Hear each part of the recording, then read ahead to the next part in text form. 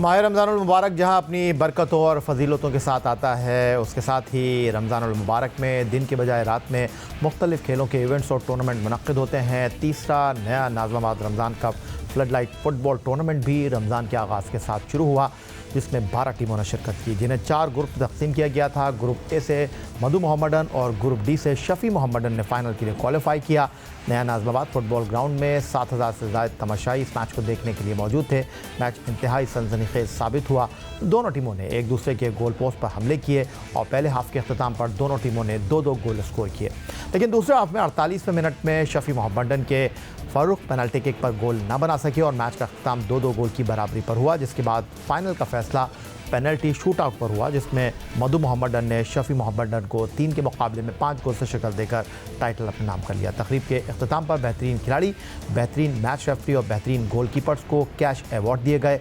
इख्तितामी तकरीब के मेहमान खुसूसी साबिक test cricketer fast bowler Mohammed Shami ने रनर्स अप को 2 लाख रुपये और ट्रॉफ़ी दी और फातेह टीम मधु मोहम्मदन 2.5 लाख कैश और विनिंग ट्रॉफ़ी की हकदार करार पाई।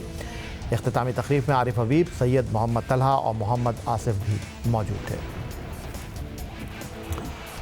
स्टूडियो में हमारे साथ मौजूद हैं पाकिस्तान फ़ुटबॉल टीम के साबिक असिस्टेंट कोच, इंटरनेशनल फ़ुटबॉलर, हमारे साथ आज के इस शो का हिस्सा हैं नासिर इस्माइल साहब। खुशामदीद कहेंगे आपको। और नासिर इस्माइल साहब, क्रिकेट तो बहुत ज़्यादा होती है रमज़ानुल मुबारक में, लेकिन आप पिछले 2 साल से, अगर मैं गलती नहीं कर रहा, तो कराची की सतह पर फ़ुटबॉल के मुकाबलों की आपने शुरुआत की है। बिस्मिल्लाहिर्रहमानिर्रहीम। थैंक यू वेरी मच ये भाई। आप जियो सुपर और जियो न्यूज़ हमें हमेशा इनकरेज करता है फ़ुटबॉल में और हमेशा हमारी चीज़ों को हाईलाइट करते हैं, इसके लिए हम हमेशा शुक्रगुजार रहेंगे। और ये तीसरा सीज़न था हमारा रमज़ान का सक्सेसफुली, क्योंकि जो पहला सीज़न था उसमें सारे डिपार्टमेंट्स एक्टिव थे, तो उसमें क्लबों की तादाद कम थी।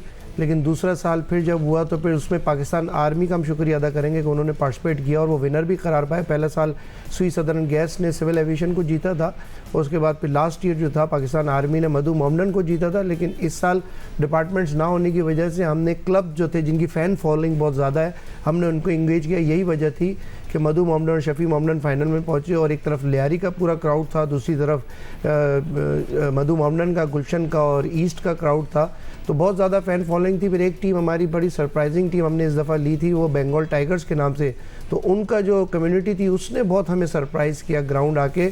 तो सक्सेसफुल इवेंट था। आरिफ हबीब साहब का जो विज़न है sports city with in the city, जो उन्होंने कहा था कि हम इसको बनाएंगे, और रमज़ान में ख़ास तौर पे जहाँ पे क्रिकेट भी होती है, और बड़ा सरप्राइजिंग एलिमेंट उनके लिए ये था कि जी क्रिकेट के अंदर इतना क्राउड नहीं था रमज़ान में जितना फ़ुटबॉल ग्राउंड पे था।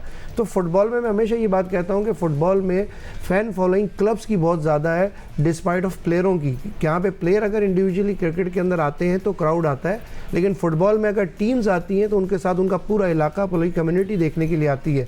तो आपकी जियो सुपर ने हमें बहुत सपोर्ट किया थ्रू आउट द टूर्नामेंट। हमारी मुख्तलिफ कवरेज जो थी, जाफ़र हुसैन ने पूरा उसको कवर किया, बाकी हमारे साथ भी मीडिया थे, लेकिन जिस तरीके से आपने कवरेज दी, हम फ़ुटबॉल के लिए आपकी खिदमत को हमेशा याद रखेंगे। नासिर, एक तरफ डोमेस्टिक सतह पर फ़ुटबॉल की सरगर्मियाँ रमज़ानुल मुबारक में, जिस तरह आपने क्लब की सतह पर फ़ुटबॉल की सरगर्मियों की शुरुआत की, इस टूर्नामेंट में सरकर्दा पाकिस्तान के मायनाज फ़ुटबॉलर भी शिरकत कर रहे थे। जी बिल्कुल, इसके अंदर पाकिस्तान के मौजूदा कप्तान अब्दुल एफसी से खेले, साकिब हनीफ खेले, उसके अलावा उनके साथ 3-4 प्लेयर और करंट जो पाकिस्तान टीम के थे वो इसके अंदर हिस्सा ले रहे थे। तो तकरीबन एक पूरी नेशनल टीम तकरीबन अब्दुल एफसी से खेल रही थी और मधु मोहम्मदन ने ही उनको ड्रॉ किया था, क्योंकि बेटर गोल एवरेज के ऊपर जो है वो उस ग्रुप से, ग्रुप ए से निकले। शाहिद मेमोरियल थी, उसके अंदर पाकिस्तान टीम के प्लेयर खेल रहे थे। तो मैं समझता हूँ कि पूरे पाकिस्तान से, कोयटा से प्लेयर आए इसके अंदर वहाँ पे खेलने के लिए, हमारे पास पंजाब से, हमारे साथ केपीके से आए, तो एक इतना मिक्स ब्लेंड बना था। लेकिन वहाँ पे एक बात मैं मधु मोहम्मदन को ये कहूँगा कि उनका अपना ब्रांड खेल रहा था, जिन्होंने पाकिस्तान के तमाम प्लेयरों को अच्छे तरीके से मुकाबला किया और फिर आखिर में फ़ाइनल भी जीता। तो ओवरऑल कैसा रिस्पॉन्स रहा आपको? और आपने पिछले साल भी ये टूर्नामेंट का जो है वो इनेकाद किया था, इस बार भी आपने इस टूर्नामेंट का इनेकाद किया, क्योंकि रमज़ानुल मुबारक में क्रिकेट को लोग ज़्यादा देखते हैं, लेकिन फ़ुटबॉल में हमने देखा कि आपके ग्राउंड पर बड़ी तादाद में लोग भी मौजूद थे। क्या उसकी वजह कम वक्त का दौरानिया था? क्या उसकी वजह फ़ुटबॉल फैंस के लिए एक अरीना आपने जो है वो खोला जिसमें जो है वो लोग आए?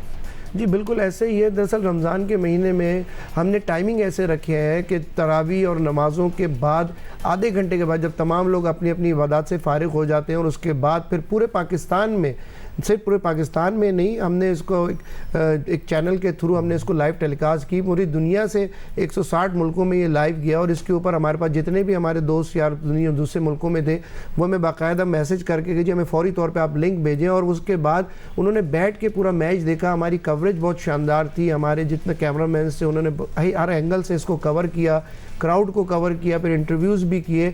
तो मैं समझता हूँ कि रमज़ान के अंदर क्योंकि सहरी तक लोग अमूमन जो है वो जागते हैं, तो ये सबसे बड़ी इंटरटेनमेंट हमने प्रोवाइड की। और हमारे पास बाकायदा अब मैसेजेस आए हैं बाहर की टीमों के कि आप इसको थोड़ा सा लेंदी करें और लेंदी करके टीमों की तादाद बढ़ाएं ताकि हमें भी यहाँ के खेलने का मौका मिले और हम इस रमज़ान के महीने में इस टूर्नामेंट से, क्योंकि जो हमारे पास फ्लड लाइट्स हैं वो इंटरनेशनल लेवल की फ्लड लाइट्स आएंगी, तो इसलिए इस लेवल पे आके खेलने के लिए हर कोई बीच में इंटरेस्टेड था। हालांकि आप ये देखें कि हमारे पास हम एक नॉमिनल फ़ीस भी लेते हैं इसके अंदर ताकि बर्डन होता है टीमों के ऊपर, हम खेलना चाहते हैं। लोकल टूर्नामेंट में अमूमन 500-1000 रुपये फ़ीस होती है जो क्लब अफोर्ड नहीं करते, लेकिन हमें यहाँ पे ऑफ़र करते हैं कि जी हमारे साथ आप जितनी मर्जी फ़ीस लें हमें भी एंटर करें, लेकिन वो नॉमिनल चार्जेस हम उन्हीं पे ही खर्च कर देते हैं। हम रोज़ाना 5000 रुपये प्लेयर मैच और मैन ऑफ द मैच हम देते हैं।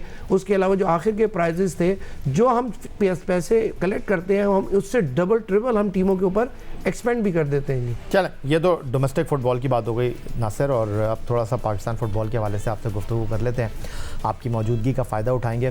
कहाँ इस वक्त पाकिस्तान फ़ुटबॉल नॉर्मलाइजेशन कमेटी और जो मामलात हैं इलेक्शन के, वो तो जूं के तू ही हैं और इस वक्त बिल्कुल खामोशी है, क्या कहेंगे? सर इसको नॉर्मलाइजेशन कमेटी नहीं कहेंगे, इसको डी नॉर्मलाइजेशन कमेटी कहेंगे, क्योंकि जो विज़न इस वक्त हारून मलिक साहब का है, मैं बरमला पहले भी आपके प्रोग्राम में मैं कह चुका हूँ और अभी भी मैं कह रहा हूँ कि उन्होंने जो मई का एक टास्क दिया है कि हम मई के अंदर हम इलेक्शन कराएंगे, तो तमाम स्टेक होल्डर इस वक्त उन्होंने अभी एक प्रेस कॉन्फ्रेंस की थी और उस प्रेस कॉन्फ्रेंस में उन्होंने कहा था कि जी 70 साल की गलतियों का अजाला नॉर्मलाइजेशन कमेटी नहीं कर सकती, 70 साल के जो मामलात हैं वो नॉर्मलाइजेशन कमेटी ठीक नहीं कर सकती। किसी हद तक उनकी बात दुरुस्त है। देखिए 70 साल की जो भी मामलात थे जिस तरीके भी से थे, आपको एक मैंडेट दिया गया कि आपने 2015 के ऊपर आपके इलेक्शन कराने हैंगे, ठीक है, तो आप क्यों फीफा स्टैच्यूज़ को और आप पाकिस्तान के आइन और कानून को चेंज करें? ये उनका काम है कि जो इलेक्टेड बॉडी है वो आके पाकिस्तान के कॉन्स्टिट्यूशन को चेंज करें। आपने आप पाकिस्तान फुटबॉल के इन आउट से वाकिफ़ हैं, ग्रास रूट लेवल को आप समझते हैं, क्या ये इतना आसान काम है? क्या यहाँ पर जाली बोगस क्लब नहीं है? क्या स्कूटनी इतनी आसान है? क्या फ़ुटबॉल के मामलात को इसी तरह बिल्कुल जिस तरह आप गुफ्तगू कर रहे हैं इसी तरह शफाफियत हासिल है? देखिए मैं आपकी बात से बिल्कुल एग्री करता हूँ कि बोकस क्लब्स भी है, तमाम चीज़ें मौजूद है, लेकिन अगर हारून मलिक चाहते हैं तो आप उनका काम था नॉर्मलाइजेशन कमेटी का कि इलेक्शन करा के चले जाना, ठीक है। 4 साल की इलेक्टेड बॉडी आती, वो फुटबॉल को रन करती। हम पिछले 2015 से लेके आज 2023 हो गया, हम सफ़र कर रहे हैं। पाकिस्तान की टीम के साथ आप देख लें, मेन वीमेन के साथ जिस तरीके से टीमों को डिप्यूट किया गया, कोचेज़ को डिप्यूट किया था, विमेन के साथ एक आदमी को ऐसे को डिप्यूट किया गया कि जहाँ 26 कोचेज़ मौजूद है। मैंने इसीलिए डार्क डे के नाम से एक पोस्ट बनाई थी जिसको FC फीफा सब में भेजा गया। और अगर आप इस तरीके से लोगों को डीमोरलाइज करेंगे, आप मेरिट का कत्ल करेंगे, आप प्रॉपर तरीके से इलेक्शन के प्रोसेस को फॉलो नहीं करेंगे, तो ये नॉर्मलाइजेशन कमेटी तो ना हुई, ये तो डी नॉर्मलाइजेशन कमेटी हुई। और इसी तरीके से वो अपने पर्सनल रिलेशन स्ट्रॉन्ग करके एक अपना पूल बना रहे हैं। अगर मैं आपकी बात मान भी लूँ तो अभी सऊदी अरब पाकिस्तान की ख़वातीन फ़ुटबॉल टीम गई थी, वहाँ पर वो मैच जीते। फिर उसके अलावा ठीक है, आपकी बात दुरुस्त है कि नॉर्मलाइजेशन कमेटी का मेजर टास्क जो है वो इंतखाबात कराना है, शफाफ इंतखाबात कराना है और अपने इख्तियारात जो हैं वो एक इलेक्टेड बॉडी को तखफीज़ करने हैं। लेकिन जब तक ये काम नहीं होता तो ऐसा तो नहीं हो सकता कि फ़ुटबॉल के दरवाजे बंद रहें, फ़ुटबॉल के मैदान बन रहे हैं, आपकी टीम की कोई एक्टिविटी ना हो, कोई कैंप नहीं लगे।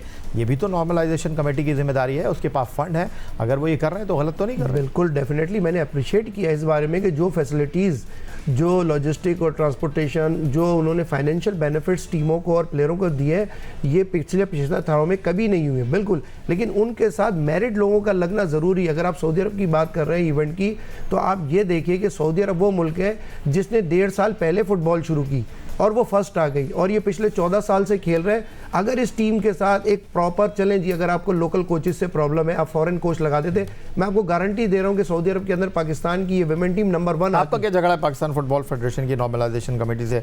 माजी में हारून मलिक साहब के साथ आपके बड़े अच्छे ताल्लुकात रहे हैं, आप उनके देरीना साथियों में शामिल रहे हैं। अब जब वो दोबारा आए हैं, अशफाक हुसैन ग्रुप ने स्टेप डाउन किया, तो आप बड़े नाराज़ से लग रहे हैं। और तारिक लुत्फ़ी साहब पाकिस्तान फ़ुटबॉल के हवाले से किसी तारुफ के मोहताज नहीं है, वो ना इधर हैं ना उधर हैं। वो कहते हैं कि जी काम करने दो। देखिए, मेरे हारून मलिक साहब से कभी भी कोई अच्छे ताल्लुकात नहीं रहे। मुलाकात ज़रूर हुई, उन्होंने मेरी बात उनके दौर में कोई काम नहीं किया, बिल्कुल भी कोई काम नहीं किया। उन्होंने काम लेना हमसे बेहतर समझा ही नहीं। और फिर मैंने तो यही आपकी नाराज़गी है कि वो आपसे काम नहीं लेते? नहीं, मेरी नाराज़गी नहीं, मेरी हमेशा से नाराज़गी उस चीज़ से होती है कि जो मेरिट को कत्ल करते हैं, जो रूल्स को फॉलो नहीं करते, जो रेगुलेशंस को फॉलो नहीं करते, चाहे वो हारून मलिक साहब हो, अशफाक शाह हो, फैसल सालियात हो, ज़ाहिर शाह, कोई भी हो। जो किताब लिखी जाती है, जो कॉन्स्टिट्यूशन बनाया जाता है, जो लोग भी उसको फॉलो नहीं करते, कोच क्राइटेरिया को फॉलो नहीं करते, मैं हमेशा उनके लिए आवाज़ उठाता हूँ और आगे भी उठाता रहूँगा। मुझे असाइनमेंट दें ना दें, मुझे इससे कोई फ़र्क नहीं पड़ता। जब देते हैं, मैं पूरी ईमानदारी से अपने इस मुल्क को सर्व करता हूँ। जो मेरे अंदर कैपेबिलिटी है मैं वो डिलीवर करता हूँ। गलती हर इंसान से होती है, कोई भी कुल कायनात नहीं होता। लेकिन जहाँ पे इन्होंने जितना पाकिस्तान के रूल्स रेगुलेशन की वायलेशन की है पिछले इन 2 सालों के अंदर, ये पाकिस्तान की तारीख में कभी भी नहीं। पहले हमजा खान आए थे, उन्होंने 19 महीने पाकिस्तान को जो है किस तरीके से डैमेज किया। अब ये हैं, इन्होंने तो आखिरी कर दी है ना। मतलब इधर आपके पास कोचेज़ का एक पूल मौजूद है, आपके पास एडमिनिस्ट्रेशन में मौजूद है, आपके पास कमेटियां मौजूद है। लेकिन अब एक मीडिया टीम आपकी इन्होंने लगाई हुई है। मैं आपको बताऊं कि जो मालदीव जाती है 8 लोग, और वो लोग पाकिस्तान को लाइव टेलीकास्ट नहीं दिखा सकते, सोशल मीडिया पे दिखा देते, फेसबुक पेज पे दिखा सकते थे। अपने एक हल्के को प्रमोट कर रहे हैं, उनको ब्रेड एंड बटर दे रहे हैं। और जो लोग 50-50, 60-60 हज़ार की नौकरी करते थे, जिनके अंदर कोई कैपेबिलिटी नहीं थी, उनको 4-4, 5-5 लाख रुपए मंथली दिए जा रहे हैं। तो ये पैसा पाकिस्तान फुटबॉल फेडरेशन को फीफा दे रही है। नासिर इस्माइल साहब पाकिस्तान फुटबॉल टीम के असिस्टेंट कोच हमारे साथ मौजूद थे और पाकिस्तान फुटबॉल फेडरेशन की नॉर्मलाइजेशन कमेटी के काम करने के तरीक़ाकार पर उंगली उठा रहे थे। और नासिर इस्माइल की ये गुफ्तगू हम रखेंगे जनाब पाकिस्तान फुटबॉल फेडरेशन की नॉर्मलाइजेशन कमेटी के सरबराह जो है उनके सामने। उसके अलावा शाहिद खोकर साहब इस नॉर्मलाइजेशन कमेटी के साथ वाबस्ता हैं, तो उनसे पूछेंगे ये जो सवालात कर रहे हैं नासिर इस्माइल साहब, इसमें किस हद तक सच्चाई है, किस हद तक हकीकत है और मामलात इलेक्शन की तरफ क्यों नहीं जा रहे।